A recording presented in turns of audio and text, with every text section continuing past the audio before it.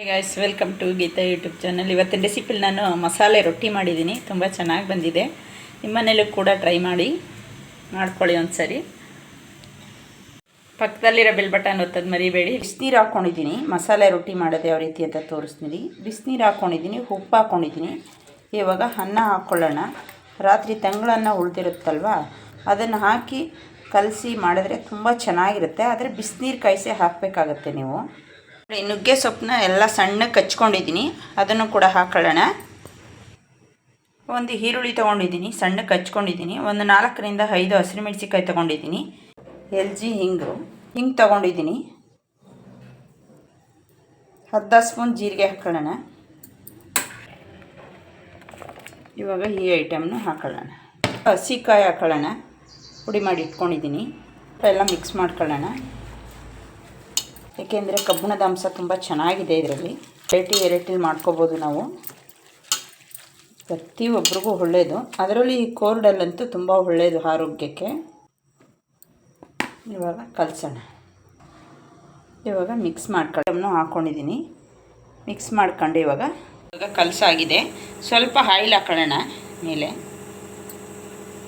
ಇವಾಗ ಸ್ವಲ್ಪ ಒಂದು ಸರ್ತಿ ಮಿಕ್ಸ್ ಮಾಡ್ಕೊಳ್ಳೋಣ. ಇನ್ನೊಂದು ಸ್ವಲ್ಪ ಮಿಕ್ಸ್ ಮಾಡಿಕೊಂಡು ಒಲೆ ಮೇಲೆ ಹಾಕೊಳ್ಳೋದು ಅಷ್ಟೇ.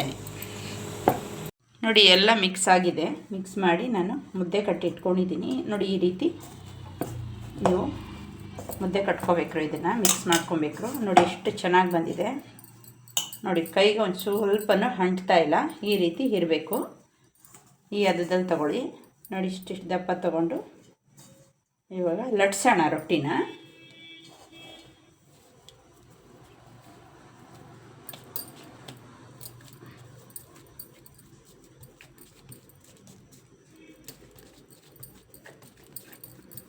ನಾನು ಆಯಲ್ ಕವರ್ನೇ ತೊಗೊಂಡಿದ್ದೀನಿ ತಟ್ಟಕ್ಕೆ.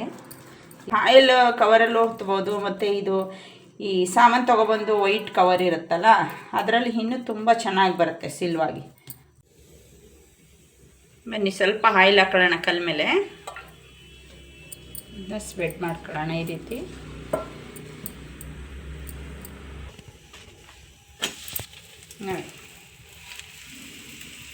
ನೋಡಿ, ಇವಾಗ ಆಗಿದೆ ಒಂದು ಸೈಡು.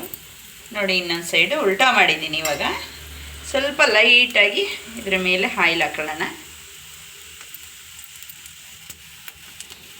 ಮಸಾಲೆ ರೊಟ್ಟಿ ವೆರೈಟಿ ರೊಟ್ಟಿಗಳು ಎಲ್ಲರೂ ಕೂಡ ಮಾಡ್ಕೊತಾರೆ. ನಮ್ಮದೊಂದು ಸ್ಪೆಷಲ್ ರೊಟ್ಟಿ ನುಗ್ಗೆ ಸೊಪ್ಪು ಹಾಕಿ ಮಾಡಿದ್ದೀನಿ. ಕಬ್ಬಿಣದ ಅಂಶ ತುಂಬ ಚೆನ್ನಾಗಿದೆ. ಎಲ್ಲರಿಗೂ ಕೂಡ ನುಗ್ಗೆ ಸೊಪ್ಪು ಯಾರಿಗೆ ಇಷ್ಟ ಆಗಲ್ಲ, ಎಲ್ಲರಿಗೂ ಕೂಡ ಒಳ್ಳೆಯದು ಆರೋಗ್ಯಕ್ಕೆ. ನಿಮ್ಮ ಮನೇಲಿ ಕೂಡ ಒಂದು ಸರಿ ಮಾಡ್ಕೊಳ್ಳಿ. ಪಕ್ಕದಲ್ಲಿರೋ ಬೆಲ್ ಬಟನ್ನ ಲೈಕ್ ಮಾಡಿ, ಶೇರ್ ಮಾಡಿ, ಕಮೆಂಟ್ ಮಾಡಿ. Okay, thank you.